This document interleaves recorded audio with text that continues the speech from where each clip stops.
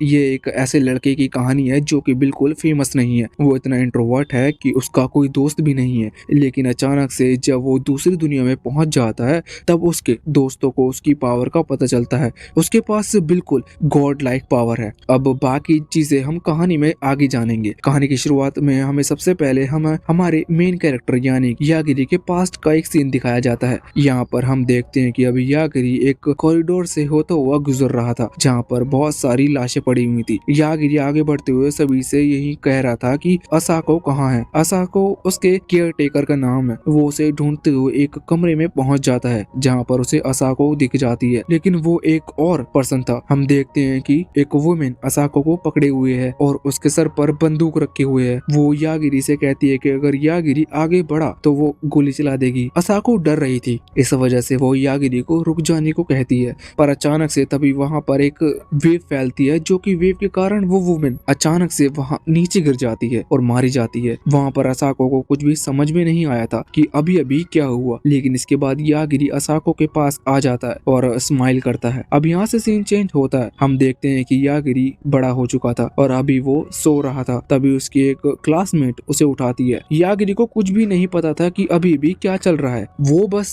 कहता है कि क्या हम पहुंच गए, सिचुएशन देखो, ऐसे में तुम कैसे सो सकते हो। अब यागिरी वहां पर सामने देखता है तो उसकी क्लासमेट यानी कि बहुत सारे क्लासमेट नीचे मरे पड़े हुए थे।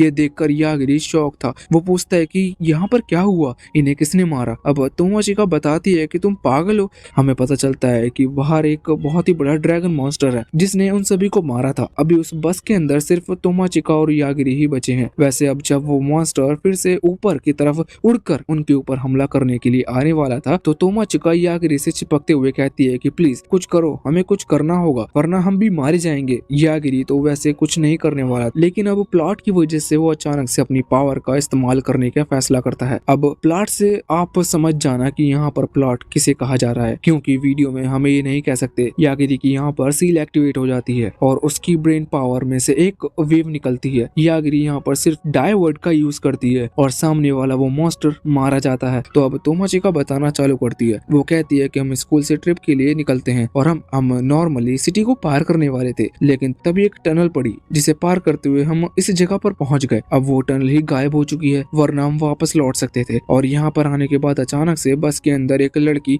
एंटर हुई। वो लड़की बता रही थी कि वो ग्रेट सेस की ग्रेट डॉटर है। वो अपना नाम यहाँ पर सियोन बताती है। अब तभी स्टूडेंट से वो कहती है कि देखो, कोई भी कुछ गलती करने की कोशिश मत करना, वरना मैं पहले ही बता दूं कि मेरा पावर लेवल 5 लाख है। और ये उसके पॉइंट्स थे, ये बहुत ही ज्यादा हैं। इन पॉइंट्स के बारे में हमें आगे जानेंगे। यहाँ पर वो कहती है कि तुम सभी को यहाँ पर इसलिए समन किया गया है क्योंकि हम ग्रेट सेस के लिए कैंडिडेट ढूंढ रहे हैं। अब हमें नहीं पता कि तुम में से स्ट्रॉन्ग कौन है, इसलिए तुम्हें थोड़ी सी पावर दी जाएगी। असल में सियोन के पावर बांटने के बाद भी कुछ स्टूडेंट ऐसे रह गए थे जिनके पास पावर नहीं आई थी। अब सियोन कह रही थी कि तुम लोगों को अपने सामने एक सिस्टम दिख रहा होगा, तुम उसमें अपने मिशन चेक कर सकते हो। तुम्हें अपनी पावर किसी भी तरह से बढ़ानी है, चाहे तुम कुछ भी करो। अगले महीने होने वाले स्टेज कंपटीशन में तुम्हारी पावर चेक की जाएगी। अब ये सुनकर सभी शॉक थे। यहाँ पर तोमोचिका देखती है कि उसके सामने तो कोई सिस्टम नहीं है, मगर बाकी स्टूडेंट से भी जब वो पूछती है तो वो बताते हैं कि हाँ, उन्हें एक सिस्टम दिख रहा है। सियोन कहती है कि देखो, तुम में से कुछ के पास पावर नहीं आई होगी, मैं तुम्हें मारने तो नहीं वाली, मगर अभी तुम्हारी ताकत खुद पर है।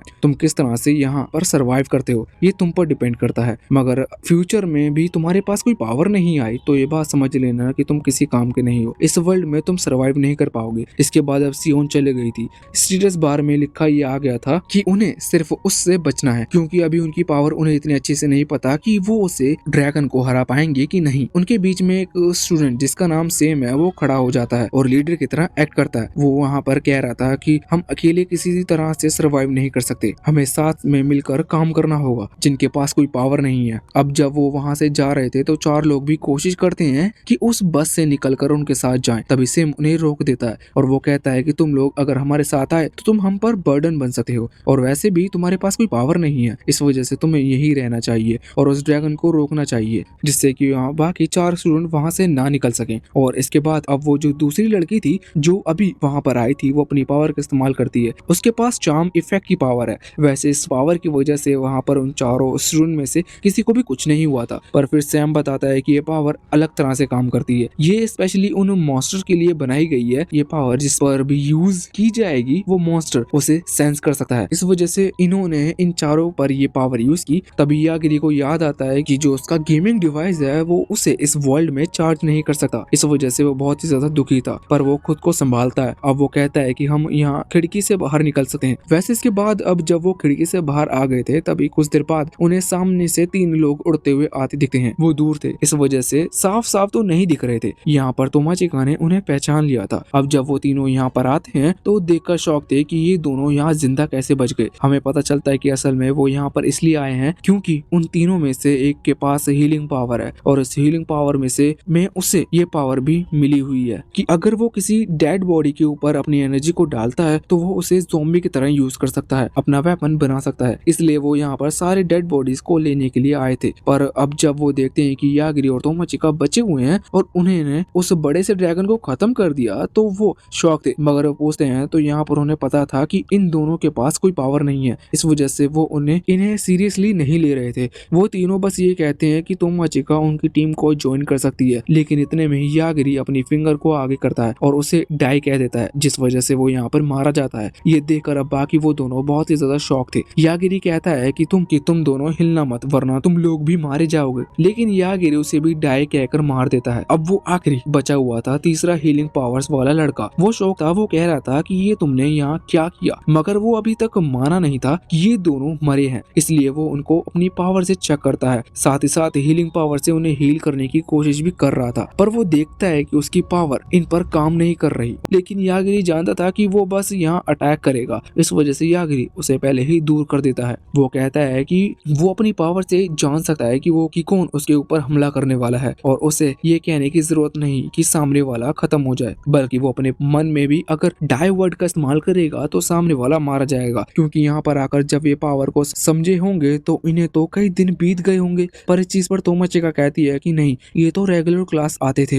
ये देखकर यागिरी तुरंत ही अपना हाथ आगे करते हुए कहता है कि तुम झूठ कह रहे हो। इस पर वो लड़का कहता है कि नहीं, हम जब यहाँ से वापस लौटेंगे तो सिर्फ कुछ घंटे ही बीतेंगे, जबकि हमें यहाँ पर कई हफ्ते महीने बीत जाएंगे। वैसे अब यागिरी उस तीसरे लड़के को खत्म करने वाला था, लेकिन वो लड़का कहता है कि रुक जाओ, मेरे पास एक और तरीका है। तुम मुझे मारकर कुछ भी नहीं पाओगे, लेकिन मेरा ट्रेजर रख सकते हो। उसने अपना सारा ट्रेजर यहाँ यागिरी और तोमाचिका के पास छोड़ दिया था। तोमाचिका पूछती है कि तुमने ऐसा क्यों किया। इस चीज पर यागिरी कहता है कि इसलिए क्योंकि मैं जानता था कि वो हमें धोखा दे सकता है और हमारा ध्यान ना हुआ तब वो हमें सीरियस इंजरी भी पहुंचा सकता है, इस वजह से ऐसा करना भी सही था। वैसे सिल्वर ये भी पूछती है कि तुम्हें उस पर बिल्कुल भी भरोसा नहीं, इसलिए तुमने उसे जाने दिया, पर तुमने मुझे प्रोटेक्ट क्यों किया, जबकि पहले हम कभी बात भी नहीं करते थे और स्कूल में भी तुम अकेले ही अलग बैठे करते थे। यागिरी कहता है कि हाँ, बात तो सही है, लेकिन पहले तो मैं भी तुम्हें प्रोटेक्ट नहीं करना चाहता था, लेकिन प्लॉट को देखते हुए मैंने अपना डिसीजन बदल लिया। अपने प्लॉट से आप समझ गए होंगे कि किसकी बात हो रही है। ये सुनकर यहाँ पर तोमाचिका बहुत ही ज्यादा शॉक हो गई थी। वो जोर से चिल्लाते हुए कहती है कि सारे लड़के तुम एक जैसे ही होते हो। अब इसके बाद सीन चेंज होकर वापस से यागिरी और तोमाचिका के पास आ जाता है। यहाँ पर हम देखते हैं कि अभी शाम हो चुकी थी और चलते चलते वो लोग वापस से एक सिटी में पहुंच चुके थे। वैसे अब यहाँ पर सिटी के अंदर आने के बाद वो लोग देखते हैं कि यहाँ के लोग उनकी तरह ही है और साथ ही साथ कुछ केटियर्स वाले भी हैं। ये देखकर तो तोमाचिका बहुत ही ज्यादा खुश थी क्योंकि ये बिल्कुल फैंटेसी वर्ल्ड जैसा है। वैसे अब उन्हें नहीं पता था कि यहाँ से वो कहाँ जाए। तब एक लड़की वहाँ पर आती है और कहती है कि मैं तुम्हारी मदद कर सकती हूँ। ये कैटियर वाली लड़की, इसका नाम मयूरू है। और जब ये लोग मयूरू से पूछते हैं कि आखिर तुम हमारी मदद क्यों करना चाहती हो, तो वो बताती है कि वो हर सेज कैंडिडेट की मदद करती है। वो कहते हैं कि ठीक है, हमें पहले कुछ खाने की चीज खरीदनी है, जिसके बाद वो उन्हें वहाँ ले जाती है और शॉपिंग कराती है। खाने के साथ साथ यहाँ पर उन्हें कुछ कपड़े पहनने के लिए भी मिलते हैं। अब इस चीज में उन्हें रात हो चुकी थी, मगर अभी तक उन्हें रहने की कोई जगह नहीं मिली थी। तो मुझे यागिरी से कह रही थी कि इस तरह की इस वर्ल्ड में पहन सकती हो, लेकिन रियल वर्ल्ड में पहनने के लिए मुझे बहुत ज्यादा सोचना पड़ता। असल में मयूरू ने ही इन सभी चोरों को कहा था कि वो यहाँ पर उनका इंतजार करे, वो सेज कैंडिडेट को यहाँ पर लेकर आएगी। अब यागिरी और तोमाचिका दोनों ही सिचुएशन देखते हुए उन चोरों से पूछते हैं कि क्या तुम्हें पैसे चाहिए। इस चीज पर वो कहते हैं कि हाँ, पैसे तो हमें चाहिए, मगर हमारा मेन टारगेट सेज कैंडिडेट होते हैं। वो यहाँ पर बताते हैं कि सेज कैंडिडेट जब इस वर्ल्ड में आते हैं तो उन्हें पावर दी जाती है और उस पावर से वो लोग सिटी के अंदर तबाही फैलाते हैं और वो इतने स्ट्रॉन्ग होते हैं कि हम उनसे लड़ नहीं सकते, इसलिए उनसे लड़ने का कोई फायदा नहीं। पर मयूरी जानती थी यागिरी में बिल्कुल ताकत नहीं है, वैसे भी उसे सेज कैंडिडेट की पावर नहीं मिली। इस वजह वजह से वो कहती है कि मुझे झूठ मत कहो। पर अब यागिरी अपनी पावर दिखाता है। उन लोगों को चारों तरफ से घेरा गया था, इस वजह से पीछे जितने भी चोर खड़े हुए थे यागिरी उन्हें डायवर्ट का यूज करता है। वो सभी अचानक से नीचे गिरते हैं, इसलिए सामने जितने भी चोर थे और मयूर ये सभी शॉक हो गए थे। वो कह रहे थे कि ये तुमने कैसे किया। इसके बाद यागिरी सामने खड़े चोरों में भी एक लेपर्ड को मार देता है, वो भी अचानक से नीचे गिर जाता है। ये देखकर मयूरू शॉक हो जाती है और कहती है कि तुम क्या करने की कोशिश कर रहे हो, ये गिर क्यों रहे हैं। यागिरी कहता है कि हमने तुमसे पहले ही वार्न किया था। वैसे यागिरी ये सोच रहा था कि वो सिर्फ डायवर्ट का इस्तेमाल करते हुए किसी को भी खत्म कर सकता है, तो क्या असलियत में वो किसी पर्सन की बॉडी पार्ट्स को भी डैमेज कर सकता है। इसके लिए अब वो कुछ लोगों पर डायवर्ट का इस्तेमाल कर रहा था, लेकिन वो सिर्फ कुछ बॉडी पार्ट के लिए कह रहा था, जैसे एक उसके पैर पर कहा था। वैसे कुछ तो उसमें से मर जाते हैं, क्योंकि अभी यागिरी परफेक्टली उस बॉडी पार्ट पर पॉइंट नहीं कर पा रहा था। लेकिन जब वो बाद में वो एक वहां पर खड़े हुए डॉग की आंखों को देखते हुए और पॉइंट करते हुए सिर्फ उन्हें डाई होने को कहता है, तो वहां पर डॉग की आंखें चली जाती हैं और वो अंधा हो जाता है। ये देख कर मयूरू और भी जो चोरों का लीडर था वो और ज्यादा शॉक हो गई थी और यहाँ पर वो अब यागिरी से माफी मांगने लगते हैं। लेकिन वो जो चोरों का लीडर था उसके इरादे ठीक नहीं थे, इस वजह से यागिरी उसकी तरफ देखते हुए फिंगर करते हुए उसे भी डायवर्ट का यूज करता है। लेकिन अभी वो मरा नहीं था और उसके बाद मयूरू और वो लीडर वहाँ से भागने लगते हैं। यागिरी तोमोचिका से कहता है कि ये मरा क्यों नहीं। तोमोचिका कहती है कि मुझे नहीं लगता, शायद तुम्हारा मैजिक थोड़ा सा डीले हो गया, क्योंकि जैसे ही अब वो वहाँ से भाग रहा था तो अचानक से वो नीचे गिर जाता है। इसका मतलब यागिरी की मैजिक पावर ने असर किया, लेकिन थोड़ा सा लेट किया। मगर इतने में ही मयूरू वहाँ पर भाग चुकी थी, पर यागिरी का मैजिक उस पर भी काम करता है। और अब जब वो वहाँ से निकलने वाले थे तभी वहाँ पर कुछ नाइट सोल्जर आ जाते हैं। वो कहते हैं कि कमाल है, ये अचानक से सभी के सभी नीचे कैसे गिरे पड़े, जबकि तुमने तो कुछ किया नहीं। अब उनके इतने कहते ही तोमोचिका और यागिरी समझ जाते हैं कि ये लोग उन्हें छुप कर देख रहे थे, लेकिन इनकी मदद करने के लिए नहीं आए। इस वजह से तोमोचिका उन पर गुस्सा करते हुए चिल्लाती है। अब उन नाइट्स के जो लीडर्स थे वो कह रही थी कि हम बचाने के लिए आते हैं, लेकिन हमने सोचा क्यों ना तुम्हारा सामान चोरी हो जाने दे। इसके बाद ये लोग अपने हाइड आउट्स पर आ जाते हैं और हमें इन्हें रंगे हाथों पकड़ सकते थे और साथ ही बाकी चोरी का सामान भी पकड़ सकते थे। अब वैसे वो कैप्टन तो वहाँ से चली जाती है, लेकिन उसके साथ में जो उसका जूनियर था जिसका नाम जॉर्ज है, वो यहाँ पर यागिरी और तोमोचिका से माफी मांगता है। वो कहता है कि हमारी कैप्टन ऐसी ही है, हमें माफ कर दो। इसके बाद जब यागिरी उससे पूछता है कि हमें रात रुकनी है तो क्या कोई जगह है, तो वो बताता है कि हाँ, आप लोग होटल में रुक सकते हो। वो उसकी लोकेशन भी बता देता है। अब यागिरी और तोमोचिका जब वहाँ पर जाते हैं तो हम देखते हैं कि वो होटल छोटी मोटी नहीं बल्कि ये कासिल की तरह थी। पहले तो तोमोचिका का लगा था कि सच में कोई कासिल है, लेकिन अंदर आने के बाद उन्हें पता चलता है कि नहीं, एक बड़ी सी होटल है। अब तोमोचिका अपने वाले रूम में आ जाती है। यहाँ पर आकर वो सोच रही थी कि आखिर यागिरी ने उसे रूम शेयर करने को क्यों कहा, वो क्या चाहता है। लेकिन फिर उसे यागिरी की कही हुई बात याद आती है कि वो उसके प्लॉट के पीछे था। अब इस चीज से वो बहुत ही ज्यादा गुस्सा हो रही, तभी अचानक से उसके सामने एक स्प्रिट आ जाती है। अब तोमोचिका उसे देखकर डर गई थी, मगर उसे वो स्प्रिट अपनी बड़ी सिस्टर की तरह दिख रही थी, क्योंकि उसकी शक्ल उस तरह की थी। मगर वो स्प्रिट बताती है कि वो उसकी बड़ी सिस्टर नहीं है, वो दूसरी वर्ल्ड में है, यहाँ पर उसकी सिस्टर नहीं आ सकती। वो कहती है कि असल में वो उसकी प्रोटेक्टर है और वो उसे प्रोटेक्ट करती है। ये चीज सुनकर तोमोचिका को और ज्यादा गुस्सा आ जाता है और वो कहती है कि अगर वो उसे प्रोटेक्ट करती है तो वो पहले सामने क्यों नहीं आई, जबकि वो इतनी बड़ी बड़ी मुसीबत में फंस चुकी थे। वैसे अभी वो स्प्रिट ये भी कह रही थी कि मैं बहुत ज्यादा खुश हूँ तुम मुझे मिली, क्योंकि अब उसे तोमोचिका उसकी सक्सेसर है और वो उसे अपनी सीखी हुई टेक्निक सिखा सकती है। अगले दिन हम देखते हैं कि जब तोमोचिका यागिरी के पास जा रही थी तो यागिरी देखता है कि तोमोचिका बड़ी थकी हुई सी लग रही है, मगर वो सोचता है कि शायद ऐसा कल के इंसिडेंट के बाद हुआ हो। वो कल बहुत ज्यादा परेशान हुई थी। वैसे अब तोमोचिका के यहाँ पर आने के बाद यागिरी उससे कहता है कि अब हम यहाँ पर और नहीं रुकने वाले, तो क्या हम बाकी सभी के पास चलें। यागिरी ने अभी वहाँ की जो रिसेप्शनिस्ट थी कैलिस्टीना, उससे पूछ लिया था कि वो लोग कहाँ गए हैं। उसने उन्हें लोकेशन बता दी थी। वो लड़की इतनी अच्छी थी कि उसने इन्हें कई टूल्स भी दिए थे, जैसे कि एक लैंग्वेज ट्रांसलेटर टूल, जिसकी मदद से वो बाकी लोगों की भाषा समझ पाएंगे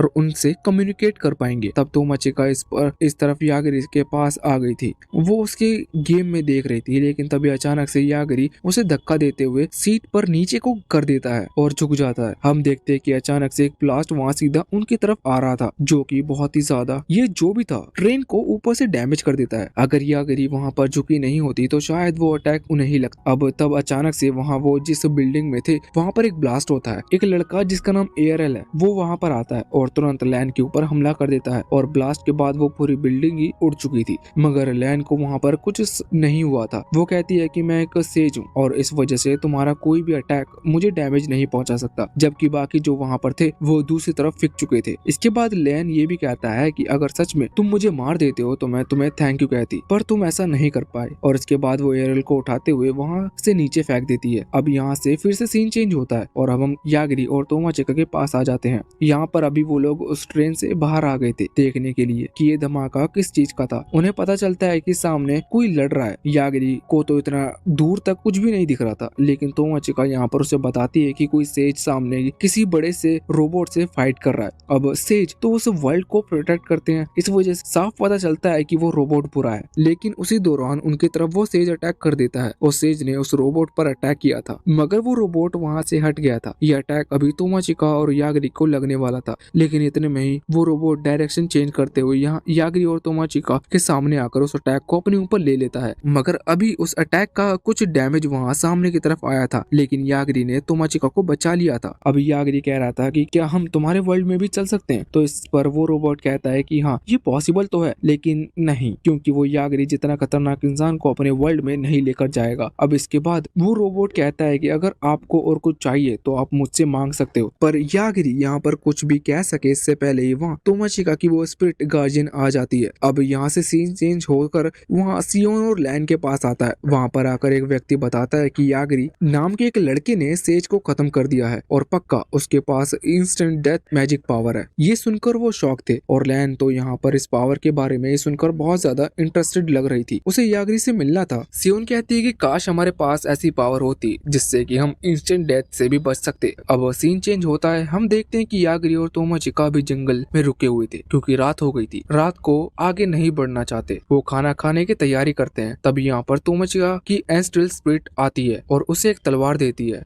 इसके बाद वो उन्होंने फिर से चलना चालू कर दिया था। कुछ ही देर बाद अब वो सिटी के सामने पहुंच चुके थे, मगर अब सुबह भी हो चुकी थी। अभी योगिरी बहुत ज्यादा थक गया था। तोमाचिका पूछते है कि तुम चलने की वजह से थक चुके हो और अपने मैजिक का ज्यादा यूज करने की वजह से। इस पर योगिरी कहता है कि मुझे नहीं पता, मगर चिंता करने की बात नहीं है, क्योंकि उसे सिर्फ डाई वर्ड का इस्तेमाल करना है और वो किसी को भी खत्म कर सकता है। तभी वो पीछे देखते हैं जहाँ पर बहुत सारे लुटेरे नीचे पड़े हुए थे। असल में वो रास्ते में इन्हें लूटने वाले थे, लेकिन योगिरी ने उन्हें भी खत्म कर दिया। यहाँ पर तोमाचिका कह रही थी कि तुम्हें अपनी पावर के बारे में थोड़ी नॉलेज गेन करनी चाहिए, क्योंकि हमें नहीं पता कि तुम इसका कितना यूज कर सकते हो। लेकिन योगिरी कहता है कि मुझे लगता है कि मैं जितना चाहूँ इस पावर का इस्तेमाल कर सकता हूँ। अब जब भी मैं इसका इस्तेमाल करता हूँ तो मुझे थोड़ी कमजोरी महसूस होती है। इसके बाद अब वो वहाँ सिटी के अंदर आ गए थे। यहाँ पर तोमाचिका के वो एंस्क्रेटल स्पिरिट नोटिस करती है कि आसपास में कई सारे बैरियर्स क्रिएट किए गए हैं जो कि मैजिक पावर से क्रिएट किए गए हैं। वैसे इसके बाद अब वो उसी बिल्डिंग के पास आ जाते हैं जहाँ पर आने को उनसे कहा गया था। इस बिल्डिंग के अंदर आने के बाद यहाँ पर वो अपनी ही क्लास के एक स्टूडेंट से मिलते हैं। वो उससे पूछते हैं कि वो बाकी ग्रुप के साथ क्यों नहीं है, जिस पर वो लड़का ताचिबाना बताता है कि असल में वो अपने दोस्त से अलग हो गया क्योंकि वो बहुत ज्यादा कमजोर है। ताचिबाना को लगता है कि उसकी पावर बहुत ज्यादा अच्छी है। यहाँ पर अभी जब वो तोमाचिका से बात कर रहा था तब उसके हाथ में एक खड़ी हुई लकड़ी उस पर गुस्सा करने लगती है। उसे बिल्कुल पसंद नहीं अगर ताचिबाना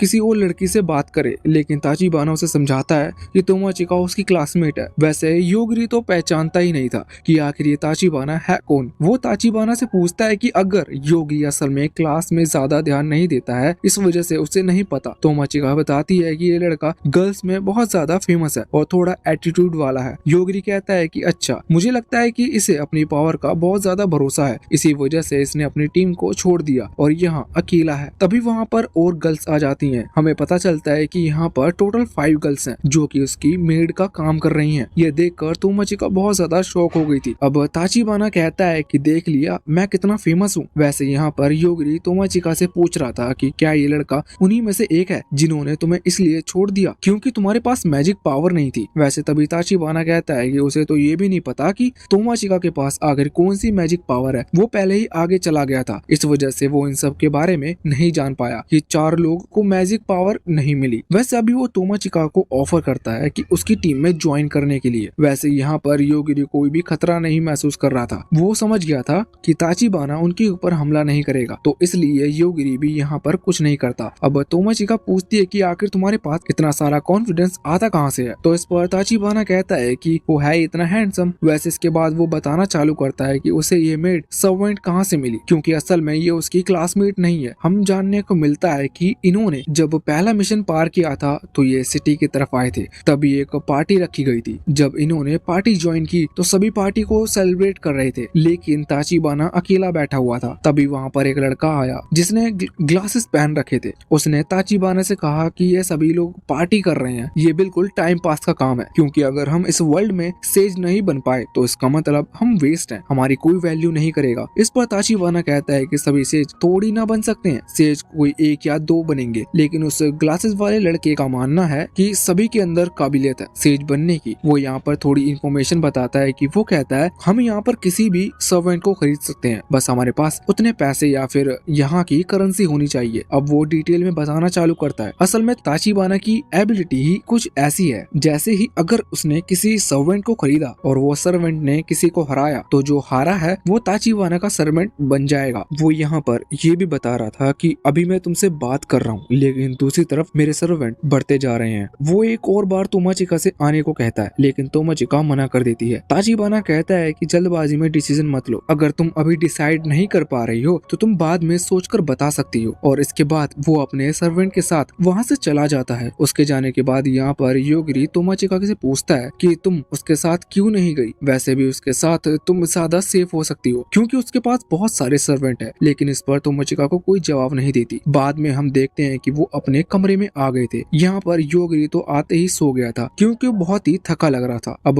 उसे सोते हुए बहुत टाइम हो जाता है। दूसरी तरफ तोमाचिका और उसकी वो एंस्ट्रियल स्पिरिट बाहर खिड़की से देख रहे थे। तोमाचिका कह रही थी कि उसे अब और यहाँ नहीं रहना है, वो बोर हो रही है। वैसे भी अब उसे यहाँ 3 दिन हो चुके हैं। असल में 3 दिन से योगिरी लगातार सो ही रहा है। तोमाचिका कहती है कि तुम जाकर उसे देखो, लेकिन इस पर उसकी एंस्ट्रियल स्पिरिट कहती है कि नहीं, मुझे उससे डर लगता है। मैं वहाँ पर गई और उसने मुझे मार दिया तो फिर मैं क्या करूंगी? तोमाचिका बात मान लेती है, लेकिन तभी वो खिड़की से देखती है कि सिटी के बीच से काला धुआं निकल रहा है। असल में इसका कारण ये है कि एक लड़का वहाँ पर डिस्ट्रक्शन फैला रहा है। वो अपने ट्रक्स लेकर आया है और चीजों को डिस्ट्रॉय कर रहा है, और उसे लिन ने भेजा है योगिरी को ढूंढने के लिए। असल में उसके पास पावर है कि अगर वो किसी भी सिटीजन को खत्म करेगा तो वो लोग ज़ॉम्बी बन जाएंगे और उसकी आर्मी में ज्वाइन हो जाएंगे। यहाँ पर तोमाचिका और एंस्ट्रियल स्पिरिट को महसूस होता है कि उनके ऊपर कोई खतरा आने वाला है। इसलिए अब तोमाचिका ने तो फैसला कर लिया था कि वो बिल्कुल भी बाहर नहीं जाएगी।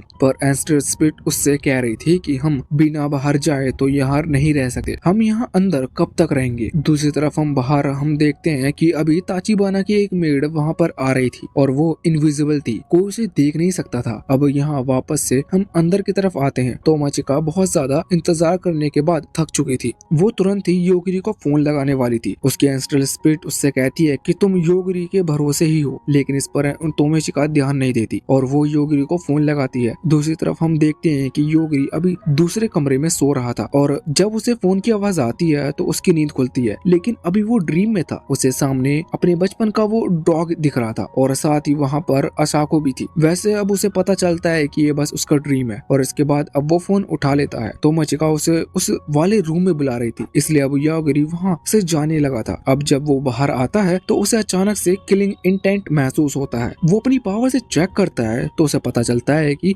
कॉरिडोर के अंदर कोई है और उसे ये भी समझ में आ गया था कि ये जो भी है वो तोमाचिका के लिए यहाँ पर आया है। योगिरी तुरंत ही डाइवर्ट का इस्तेमाल करता है और वो मेड वहीं मारी जाती है और इसके बाद अब वो इनविजिबल भी नहीं थी। योगिरी यहाँ पर तोमाचिका के रूम में आकर उसे बताता है कि उसके रूम के बाहर कोई था जो कि उसे मारने के लिए आया था। तोमाचिका कहती है कि कोई ऐसा क्यों करेगा। वैसे अब योगिरी वहाँ रखा हुआ फोन उठाता है और रिसेप्शनिस्ट को फोन लगाकर कहता है कि कॉरिडोर में कोई लड़की गिरी पड़ी हुई है और तोमाचिका पूछती है कि उसने ऐसा क्यों किया। इस पर योगिरी कहता है कि अगर वो नहीं बताते तो सारा शक उनके ऊपर जाता। यहाँ से सीन चेंज होता है और हमें ताचिबाना को दिखाया जाता है। वो अभी एक डेंजर के अंदर आया हुआ था। यहाँ पर आकर वो देखता है कि अचानक से उसकी जो मेड वो होटल में गई थी, उसका सिग्नल गायब हो चुका था। उसे समझ में कुछ नहीं आ रहा था, लेकिन उसी वक्त उसके ऊपर एक मॉन्स्टर हमला कर देता है। वैसे अब ताचिबाना ने एक बैरियर क्रिएट करा उस मॉन्स्टर को रोकने के लिए और इसके बाद वो उस पर अटैक करते हुए उसे मार देता है और बाद में उसके साथ ही कॉन्ट्रैक्ट साइन कर उसे भी अपना सर्वेंट बना लेता है। वैसे इसके बाद उसने उसे दूसरे फ्लोर्स पर भेज दिया था बाकी जितने मॉन्स्टर हैं उन्हें भी अपना सर्वेंट बनाने के लिए। वैसे यहाँ पर हमें जानने को मिलता है कि असल में वो जिस डेंजन के अंदर आया है वहाँ टोटल 150 फ्लोर है और वो 100 फ्लोर पार कर चुके हैं। अब वो अपने सिस्टम को चेक कर रहा था क्योंकि उसे अभी सिग्नल नहीं आया था उसकी मेड का। वो अपनी दूसरी तरफ मेड से पूछता है तो वो बताती है कि वो इस वक्त उस होटल में होगी जहाँ पर तोमोचिका है। यहाँ पर ताचिबाना को कुछ समझ नहीं आया था। वो पूछता है कि आखिर वो वहाँ क्यों गई। इस पर वो दूसरी मेड बताती है कि शायद वो तोमोचिका को लेने गई होगी जिससे कि तुम खुश हो जाओ या फिर वो तोमोचिका को मारने के लिए गई होगी क्योंकि उसने तुम्हें साफ मना कर दिया। ताचिबाना ये सुनकर शॉक था। वैसे जब वो उस मेड की मेमोरीज चेक करता है तो उसे पता चलता है कि मेड जब उस कॉरिडोर में खड़ी थी तो अचानक से वहीं पर जाकर नीचे गिर गई। यहाँ पर ताचिबाना और दूसरे मेड को यही लग रहा था कि शायद उसके ऊपर किसी ने पीछे से हमला किया होगा। अब ताचिबाना को चिंता हो रही थी और वो ये भी सोच रहा था कि इस चीज से तो तोमोचिका उससे और ज्यादा गुस्सा हो गई होगी। अब